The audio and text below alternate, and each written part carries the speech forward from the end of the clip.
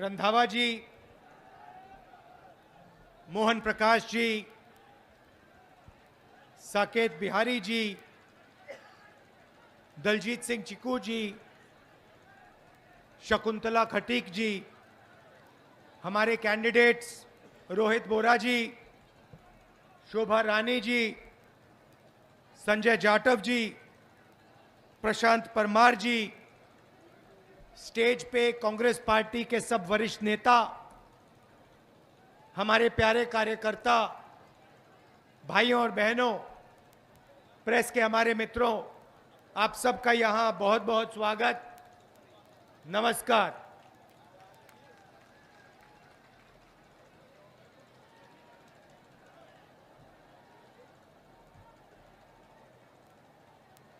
आपने देखा होगा हमारी मीटिंग के पहले कभी कभी बीजेपी के मीटिंग में भारत माता की जय की जाती है। देखा आपने? जैसे अगर मैं बोलूं भारत माता की, भारत माता की, भारत माता की, तो सब लोग भारत माता की जय करते हैं। मगर ये भारत माता जो है, ये है क्या? ये भारत की जनता है।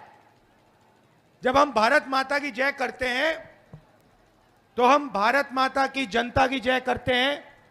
आपके माता पिता, उनके माता पिता, हम सब की जय करते हैं। सही बात? तो भारत माता में आज सबसे बड़ा सवाल है कि सोने की चिड़िया में किसकी कितनी भागीदारी है। सोने की चिड़िया धन पैदा करती है। सवाल यह है, आज इस देश में धन को कैसे बांटा जा रहा है, किसके हाथ जा रहा है? क्या सचमुच में हिंदुस्तान का धन भारत माता की जनता के हाथ में जा रहा है, या फिर भारत माता का धन चुने हुए लोगों के हाथ में जा रहा है? यह सबसे बड़ा सवाल है। अब हर भाषण में नरेंद्र मोदी कहते थे, भाइयों और बहनों, मैं ओबीसी वर्ग का हूं। आपने सुना? यस, नरेंद्र मोदी को कहते हुए सुना आपने कि मैं ओबीसी का हूं, ओबीसी का हूं, ओबीसी का हूं? सुना है? हां या ना? सुना है। ओबीसी की हिंदुस्तान में क्या आबादी है? कोई बता सकता है? कितने हैं हिंदुस्तान में ओबीसी? देखिए, कोई बता नहीं सकता। किसी को नहीं मालूम कि पिछड़ों की आज हिंदुस्तान में क्या आबादी है। किसी को नहीं मालूम। तो मैंने पार्लियामेंट में कहा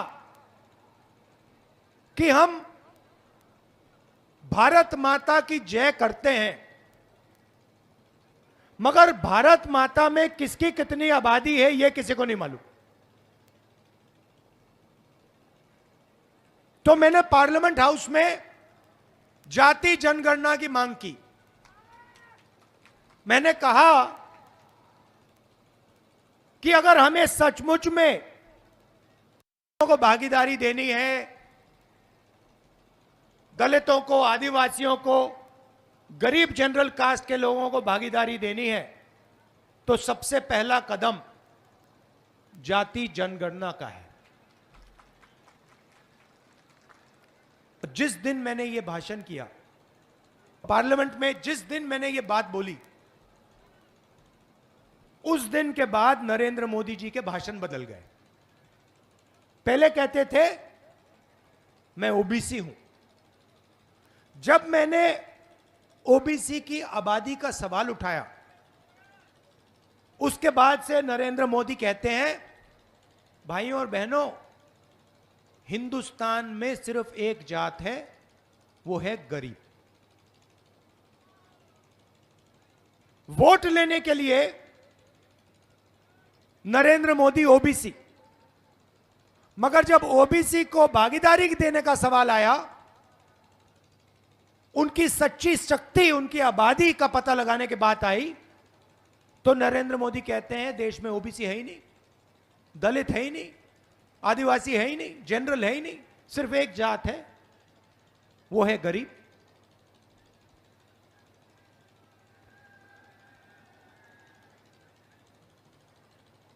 भाइयों और बहनों, जाति जनगणना से क्या होगा मैं आपको बताता हूं।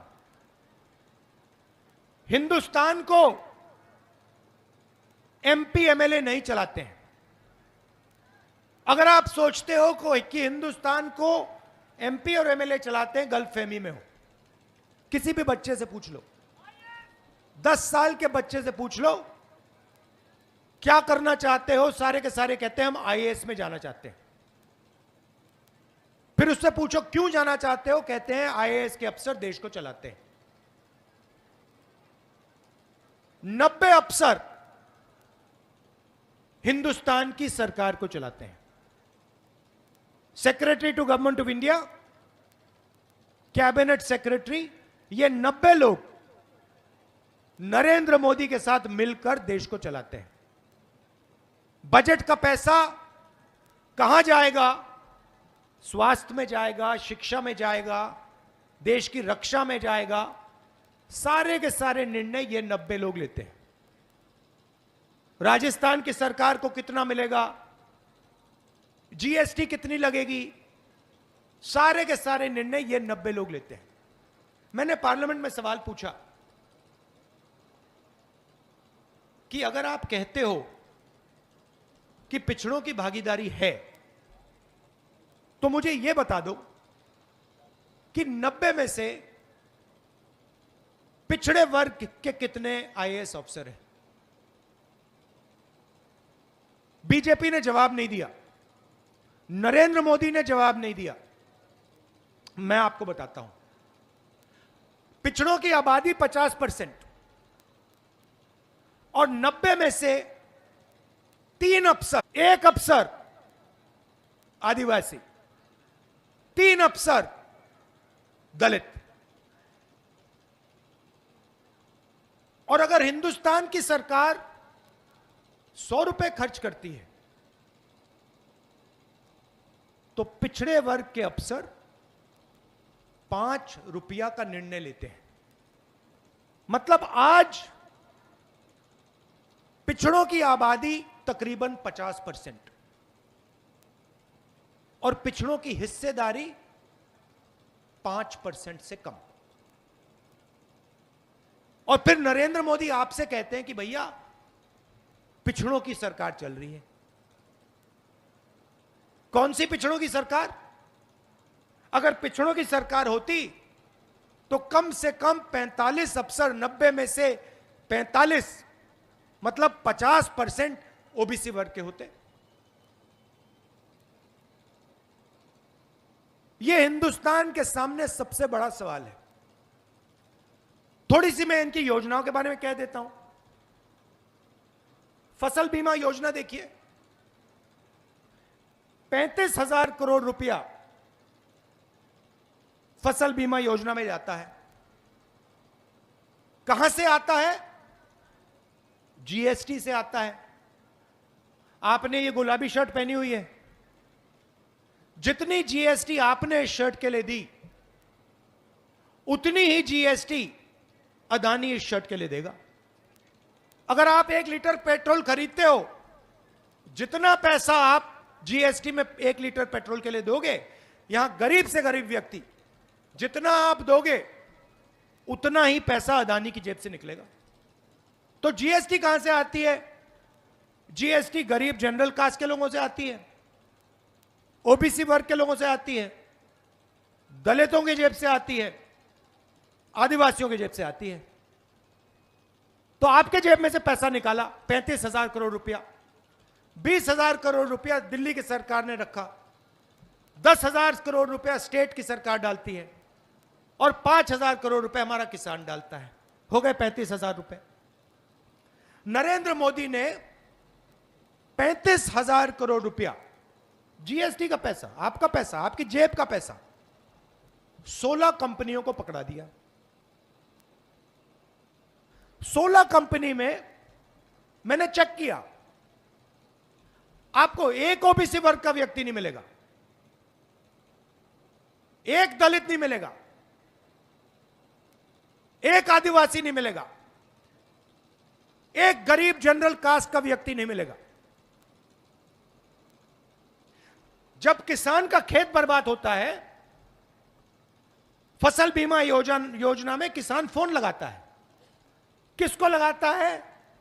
उन्हीं 16 कंपनियों को ईमेल डालता है। पैसा किसका? किसान का, इस भीड़ का, पिछड़ों का। कंपनी वाले उससे कहते हैं भैया आपके खेत में तो नुकसान नहीं हुआ, आपको हम बीमा का पैसा नहीं देंगे। तो हुआ क्या? आपके जेब से पैसा निकला, गरीबों के जेब से पैसा निकला, नरेंद्र मोदी ने उसको 16 कंपनी वालों को दे दिया। और जब आपको उस पैसे की जरूरत पड़ी, कंपनी वाले कहते हैं भैया आपको तो नहीं देंगे। दूसरी योजना अग्निवीर योजना। पहले क्या होता था? पहले सुबह युवा उठते थे, हर वर्ग के युवा उठते थे, दलित, आदिवासी, ओबीसी, पिछड़े लोग, गरीब जनरल कास्ट के लोग सुबह दौड़ते थे, वर्जिश करते थे, सेना में भर्ती होते थे। हिंदुस्तान की सरकार भारत माता को गारंटी करती थी, कहती थी अगर आपने टेस्ट पास कर लिया तो हम आपकी देखभाल करेंगे, अगर आप शहीद हुए आपके परिवार की रक्षा होगी, गांव में आपकी इज्जत बनेगी, और क्योंकि आपने हिंदुस्तान की रक्षा की, जिंदगी भर हम आपकी रक्षा करेंगे, यह पहले कहा जाता था। अब नरेंद्र मोदी जी ने क्या किया? अग्निवीर योजना। सबसे पहले युवाओं से कहते हैं देखो तुम्हें हम 4 साल के लिए लेंगे, अगर तुम शहीद हो गए तो हमारी गलती नहीं, तुम जानो, तुम्हारा काम जाने। जितना पैसा पहले सेना की रक्षा करने में जाता था, जवान की रक्षा करने में जाता था, अफसरों की रक्षा करने में जाता था, उतना ही पैसा नरेंद्र मोदी जी ने अदानी को दे दिया। तो अग्निवीर क्यों हुआ? क्योंकि नरेंद्र मोदी जी ने आपका जीएसटी का पैसा आपके जेब से निकालकर सीधा अदानी जी के जेब में डाल दिया। और लाखों युवा जो 4 बजे सुबह उठते हैं, देश की रक्षा करना चाहते हैं, उनका सपना खत्म कर दिया, उनका दिल तोड़ दिया। देखिए भाइयों और बहनों, जेब कतरे सबसे पहले क्या करते हैं? सबसे पहले 3 लोग आते हैं, अकेला नहीं आता। सबसे पहले क्या होता है? एक बंदा सामने आता है, आपके ध्यान को इधर उधर करता है ना, उल्टी सीधी बात बोल देगा। पीछे से एक और बंदा आता है, वो जेब काट देता है, सही। और तीसरा बंदा देखता है कि अगर जिसका जेब कटा, अगर इसने कोई आवाज की तो उस पर आक्रमण कर दें, उसको डरा दें। ऐसे जेब काटे जाती है। ध्यान इधर उधर करने वाला नरेंद्र मोदी, जेब काटने वाला अदानी, और बाद में लाठी मारने वाला अमित शाह। सीधी सी बात है, आप पैसा भर रहे हो, यहां मुझे बता दो जीएसटी से किसको फायदा हुआ? यहां कोई है जो कह सकता है हां भैया मुझे जीएसटी से बहुत फायदा हुआ? हो ही नहीं सकता, क्योंकि जितना पैसा आप डाल रहे हो उतना अदानी डाल रहा है। आप सोच रहे हो कि मैंने पेट्रोल अपने टंकी में भरा, हो क्या रहा है? आप आधा पैसा टंकी में भर रहे हो, पेट्रोल टंकी में आधे पैसे का पेट्रोल भर रहे हो, और सीधा उधर से पाइप से जा रहा है पीछे से अदानी की जेब में। आप बिजली का स्विच ऑन करते हो, आप सोचते हो हाँ भैया मैंने बिजली का स्विच ऑन किया, पंखा चलता है, और उधर से थोड़ा सा पैसा सीधा अदानी जी की जेब में जाता है। अब कांग्रेस पार्टी की स्कीम देखिए, 7 गारंटी हैं।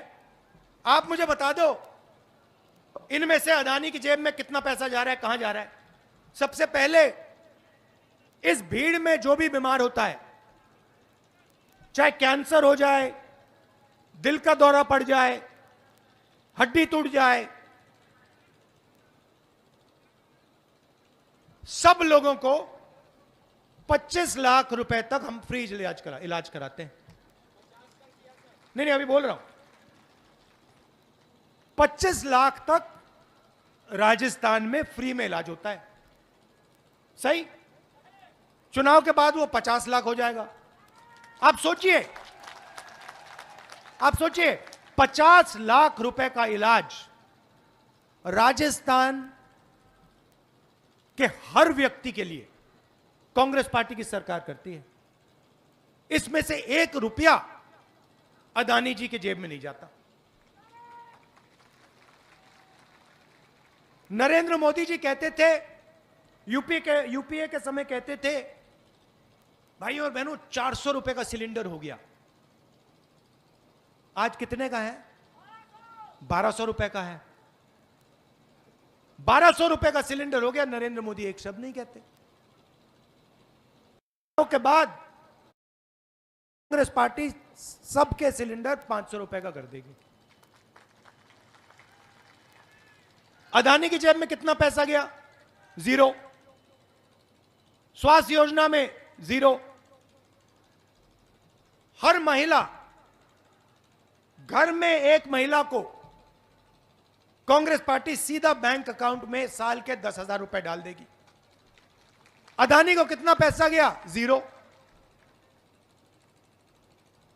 बीजेपी ने, नरेंद्र मोदी ने कहा था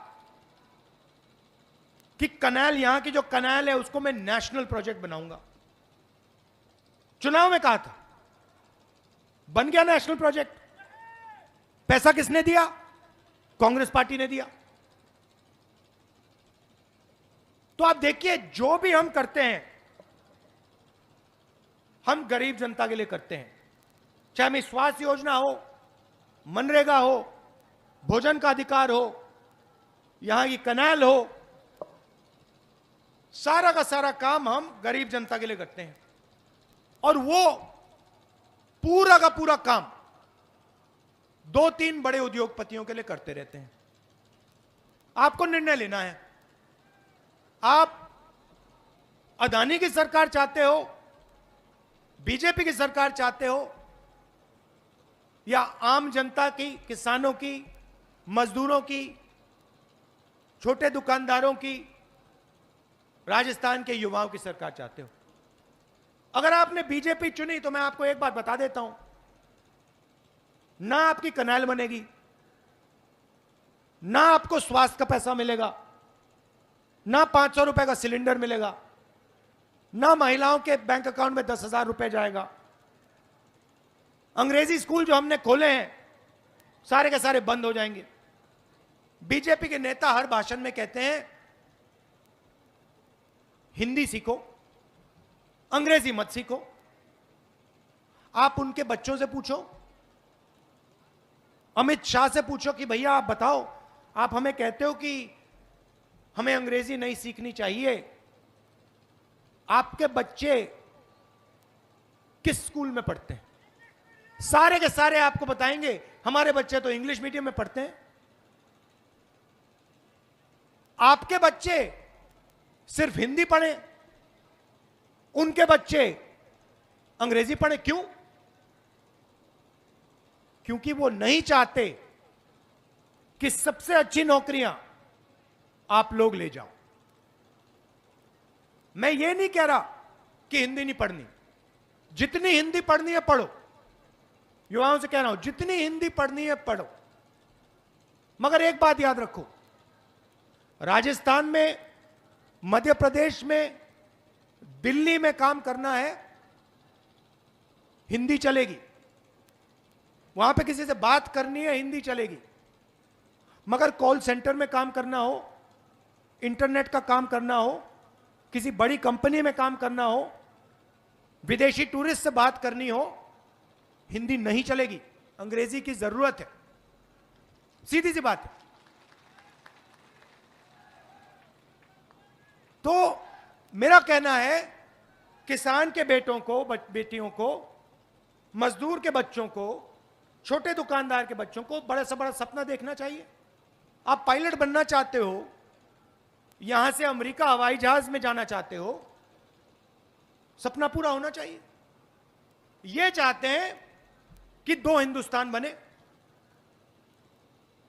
अपने भाषण में कहते हैं भारत माता की जय। मैंने शुरुआत में कहा भारत माता है कौन? भारत माता किसान है, भारत माता मजदूर हैं, भारत माता युवा हैं, हमारी माताएं बहनें हैं, पिछड़े वर्ग के लोग हैं, गरीब जनरल कास्ट के लोग हैं, दलित हैं, आदिवासी हैं। आप भारत माता की जय करते रहते हो और फिर अदानी के लिए काम करते हो। हम जाति जनगणना की बात करते हैं, आप देश को कहते हो कि भैया देश में तो जाति नहीं है, एक ही जात है, वो है गरीब। मैंने मन बना लिया है, और मैं नरेंद्र मोदी नहीं हूं कि मैं आपको 15 लाख रुपए वाला झूठा वायदा करूं, मुझे नहीं पड़ता। मैं वो अदानी जी की जय करते हैं, मैं भारत माता की जय करता हूं। मेरे लिए भारत माता कौन है मैं बता देता हूं। मेरे लिए भारत माता हिंदुस्तान के गरीब लोग, हिंदुस्तान के पिछड़े वर्ग के लोग, दलित, आदिवासी, युवा, छोटे दुकानदार, मेरे लिए ये भारत माता है। और मैंने मन बना लिया है कि राजस्थान में हमारी सरकार आएगी, पहला काम राजस्थान में जाति जनगणना करने का होगा। और जैसे ही दिल्ली में हमारी सरकार आएगी, बीजेपी को अच्छा लगे ना लगे, जैसे ही हमारी सरकार आएगी, अब लिख लो, जैसे ही सरकार आएगी, देश में कांग्रेस पार्टी जाति जनगणना पूरे देश में करवा देगी। और जितनी भागीदारी पिछड़ों की होनी चाहिए, दलितों की होनी चाहिए, आदिवासियों की होनी चाहिए, गरीब जनरल कास्ट के लोगों की होनी चाहिए, जाति जनगणना के बाद हम उस पर एक्शन ले पाएंगे। उससे पहले किसी को मालूम ही नहीं। मैंने यहां आपसे सवाल पूछा, देश में पिछड़े लोग कितने, आप जवाब नहीं दे पा रहे हो। आप अपनी शक्ति नहीं समझते। पिछड़े लोग 50% हैं। मैं आपसे पूछ रहा हूं कि भैया देश में आपकी शक्ति कितनी, आप बता ही नहीं पा रहे, चुप बैठे हो आप। तो पहला कदम आपको अपनी शक्ति के बारे में मालूम होना पड़ेगा। आपको पता होना पड़ेगा कि भैया मैं पिछड़े वर्ग का हूं। देश में 50% आबादी मेरी है। इसका मतलब कम से कम देश में 50% भागीदारी मेरी होनी चाहिए। देश के सबसे बड़े उद्योगपतियों की लिस्ट निकालो, 100-200 सबसे बड़े उद्योगपतियों की लिस्ट निकालो। उसमें से मुझे एक पिछड़े वर्ग का, एक दलित, एक आदिवासी दिखा दो, भाषण बंद कर दूंगा। एक नहीं है उसमें। सबसे बड़ी कंपनी अदानी की कंपनी ले लो। अदानी की कंपनी में आपको एक ओबीसी का बंदा नहीं मिलेगा, एक दलित नहीं मिलेगा, एक आदिवासी नहीं मिलेगा। सारे के सारे एयरपोर्ट उसके, सड़कें उसकी, कोयला उसका, खेत का स्टोरेज उसका। 50% आबादी आपकी, उसमें आपका एक आदमी नहीं। और पूरा ड्रामा चल रहा है। नरेंद्र मोदी उसके लिए काम करता है।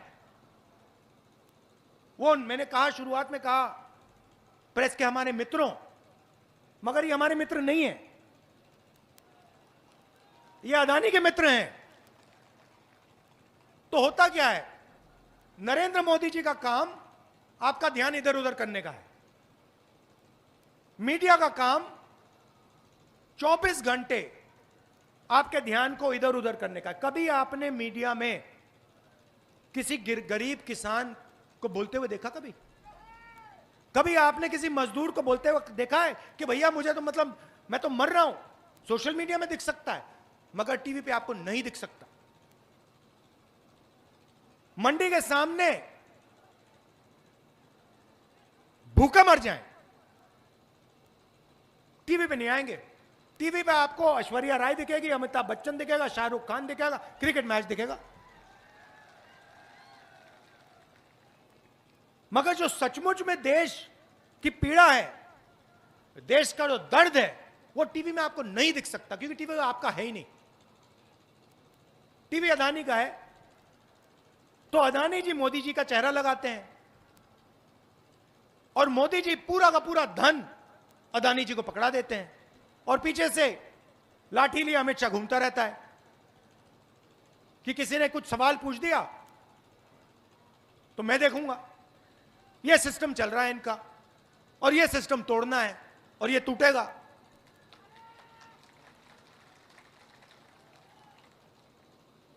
तो यह मैं आपसे कहना चाहता था, राजस्थान में हमारी सरकार ने बहुत अच्छा काम किया है,